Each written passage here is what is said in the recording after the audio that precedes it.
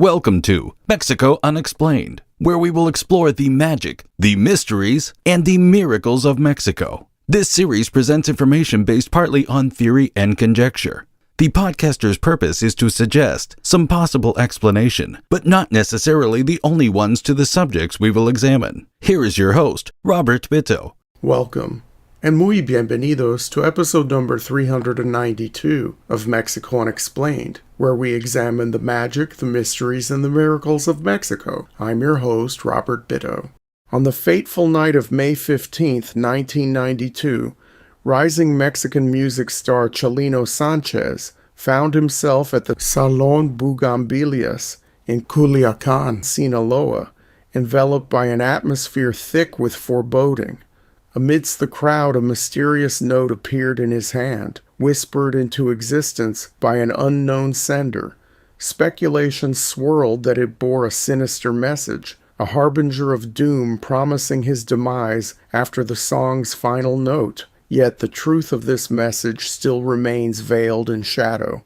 In a moment frozen in time, captured on a haunting amateur video recording, Chalino's demeanor shifted, his face contorted by shock as he crumpled the note with trembling hands. With a steely resolve, the 31-year-old singer proceeded to serenade the audience with Alma Enamorada, masking his inner turmoil beneath a facade of stoicism. As the night deepened, fate beckoned in the guise of armed men cloaked in darkness, their ominous presence casting a pall over the night's proceedings.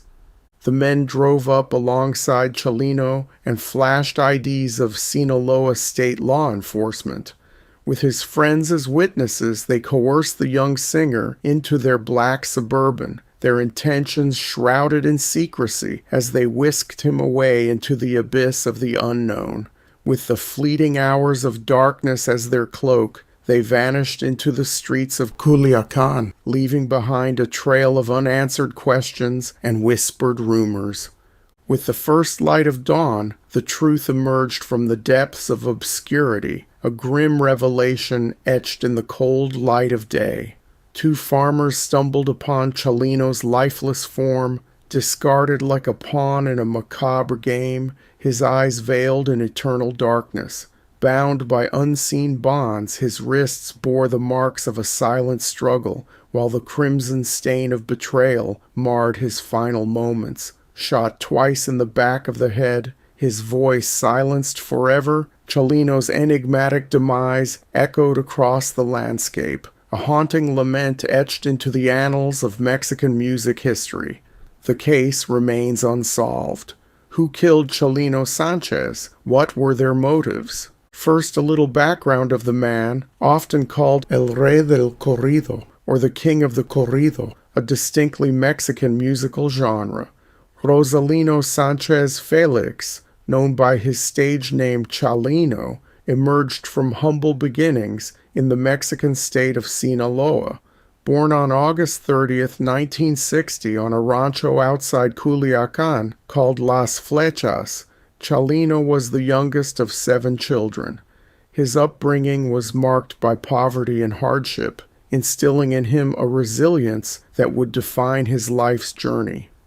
Chalino's path took a dramatic turn when tragedy struck his family, with his sister's assault igniting a chain of events that would shape his future.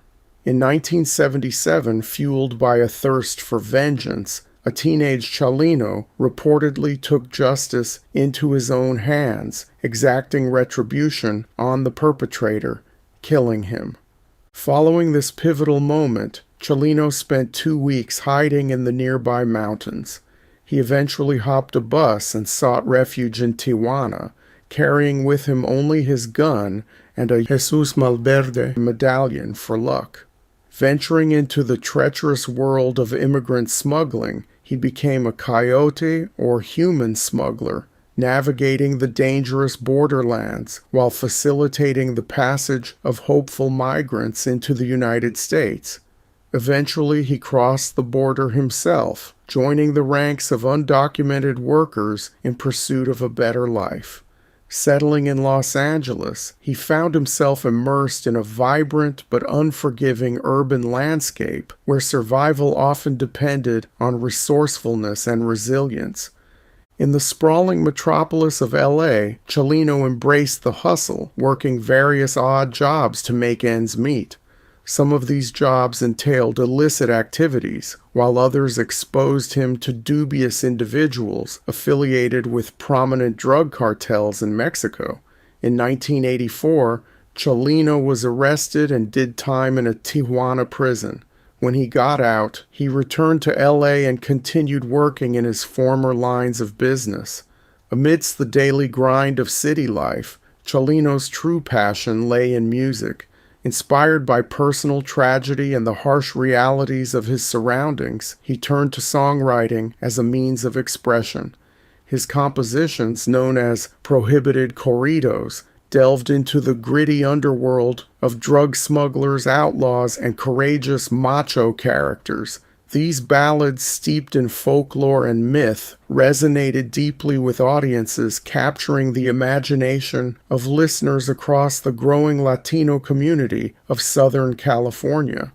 Teaming up with Pedro Rivera, a man who owned a recording studio, Chalino found a platform to share his music with the world. Together they forged a path into uncharted territory, pioneering a new genre that celebrated the raw authenticity of life on the margins. At the beginning, Chalino's music faced resistance from mainstream channels, and he sold his cassette tapes at swap meets, car washes, and from the back of his car at neighborhood events. Chalino's music soon struck a chord with audiences who were drawn to his distinctive cadence, his unapologetic portrayal of Sinaloan slang, and his celebration of outlaws and the marginalized. As Chalino's popularity soared, promoters clamored to book him at venues, with fans eager to witness his electrifying performances firsthand. With each song, he breathed life into tales of triumph and tragedy, weaving a rich tapestry of stories that resonated with the experiences of his listeners. Through his music, Chalino transcended the confines of his humble beginnings, leaving an indelible mark on the cultural landscape of Los Angeles and beyond. On the night of January 25, 1992, 5 months before his murder, Chalino was performing at the Los Arcos nightclub in Coachella, California. As he took song requests from the audience, a local unemployed mechanic, Eduardo Gallegos, fueled by drugs and alcohol, brandished a pistol and demanded a specific song.